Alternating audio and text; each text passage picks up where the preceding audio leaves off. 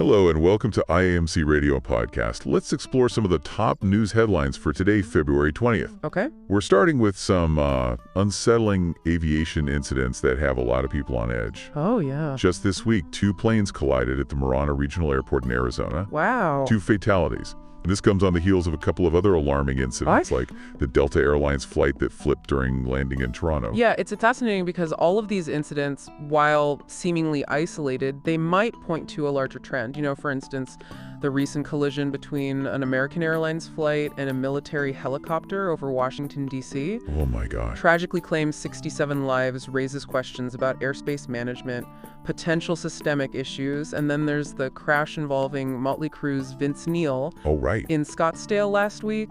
Thankfully, no fatalities, but still adds to this growing sense of unease about air travel safety these days. Definitely makes you think twice before booking your next flight.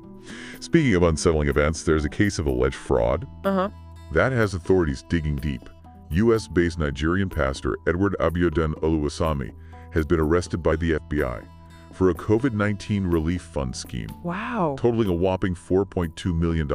This case is particularly interesting because it involves not only a significant sum of money, but also a connection to a Nigerian monarch, Oba Joseph Oloyede, who was also arrested on similar charges. And what's even more, the authorities seized both Oluwasami's U.S. and Nigerian passports, along with almost $620,000 from his accounts. Sounds like they're building a strong case. Now let's shift our attention to a developing situation in Panama. Okay. That's raising some serious ethical concerns. Nearly 100 migrants deported from the U.S. under a Trump administration agreement have been moved from a hotel to a remote jungle camp. Oh, wow. Described as having fenced cages. What's troubling is that lawyers are arguing this detention is illegal without a court order. And there are growing concerns about the conditions in this camp, particularly regarding access to basic necessities and medical aid. Adding to the concern is the story of Artemis Gossimzadeh, an Iranian deportee who described the camp as a zoo before authorities confiscated phones, leaving many worried about their well-being. It's a stark reminder of the human cost of immigration policies. On a brighter note, there's some positive news from the world of art and cultural heritage. Oh, good. The Netherlands is taking a significant step towards righting historical wrongs by returning 119 looted Benin bronzes to Nigeria. This repatriation is a major victory for Nigeria, which has long sought the return of these culturally significant artifacts taken by British troops back in 1897. Wow. What's particularly noteworthy is that Nigeria is building a new museum specifically designed to house these returned bronzes. The Edo Museum of West African Art, a stunning architectural project led by Sir David Adjaye. It's heartening to see countries acknowledging and addressing injustices of the past. Turning now to the ongoing conflict in Ukraine, President Trump has been making headlines with his recent comments. Oh, yeah. Expressing confidence in reaching a U.S.-Russia peace deal. What's intriguing here is Trump's suggestion that he could meet with Putin before the end of the month. And his support for European peacekeepers in Ukraine if a deal is reached, however, his comments about Ukrainian President Zelensky, suggesting he could have avoided the war by making a deal with Russia, have sparked controversy. It's a delicate situation, and Trump's approach seems to be raising eyebrows on the international stage.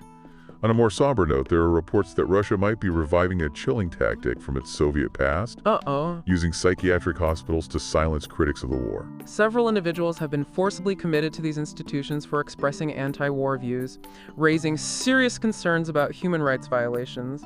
One particularly concerning case is that of Yekaterina Fatyanova, a journalist who was forcibly committed and subjected to a harrowing ordeal, including a forced gynecological examination. Oh my gosh. After publishing an article criticizing the war. It's a chilling reminder of the lengths authoritarian regimes will go to in order to suppress dissent. This situation raises a lot of questions about freedom of speech and the right to dissent, especially in a country like Russia. Yeah. With a history of political repression. It certainly casts a shadow over Russia's actions on the world stage. And speaking of the world stage, let's circle back to President Trump's comments on Ukraine for a moment. Okay. His suggestion that Zelensky could have simply made a deal with Russia to avoid war has sparked a lot of debate.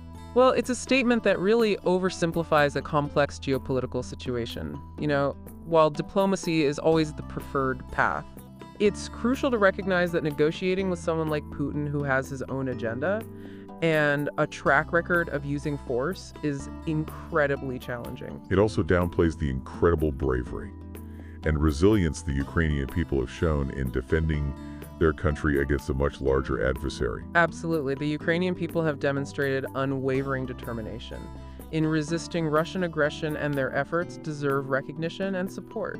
It's a true David versus Goliath story unfolding before our eyes, and while the outcome remains uncertain, the Ukrainian people have undoubtedly earned the admiration of the international community. Speaking of international support, let's delve into Trump's idea of European peacekeepers in Ukraine.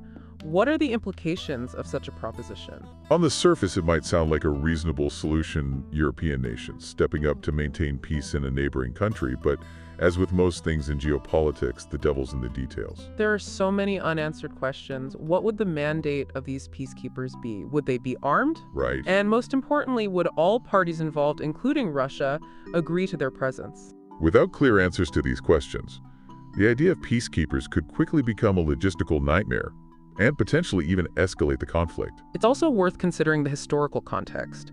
Deploying peacekeepers to a region with such a complex Right. and volatile history is fraught with challenges. And then there's the financial aspect.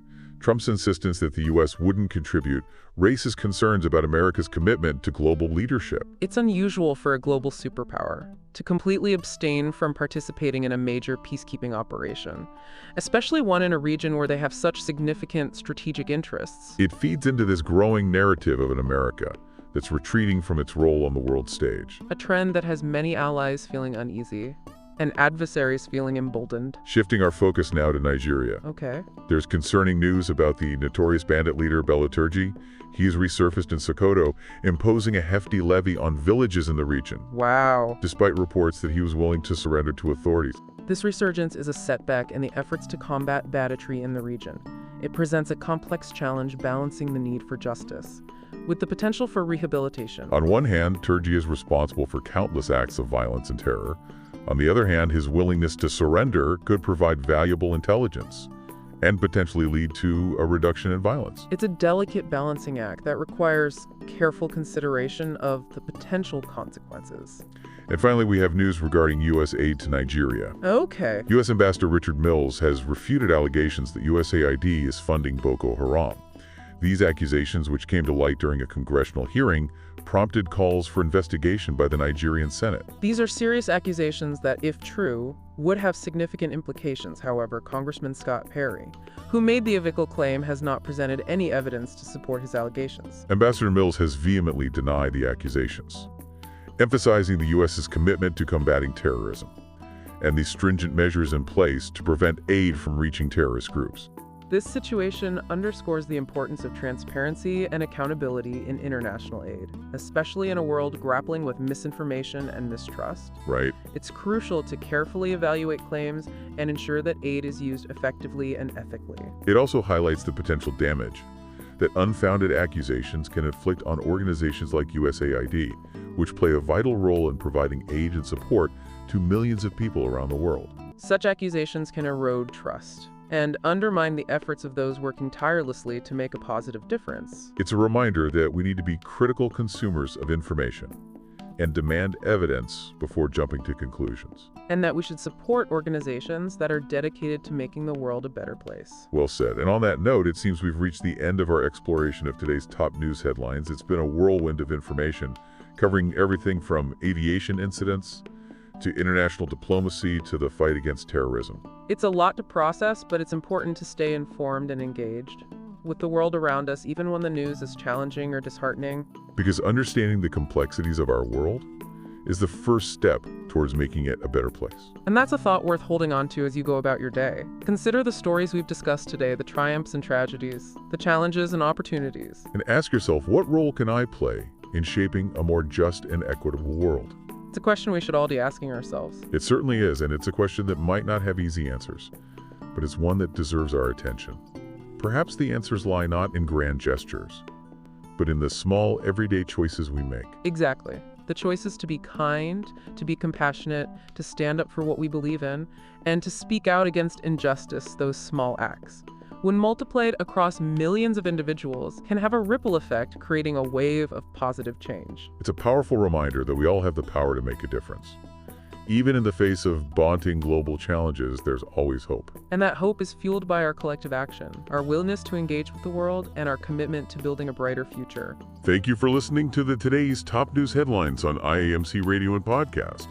We hope this exploration of today's news has provided you with some interesting points to ponder.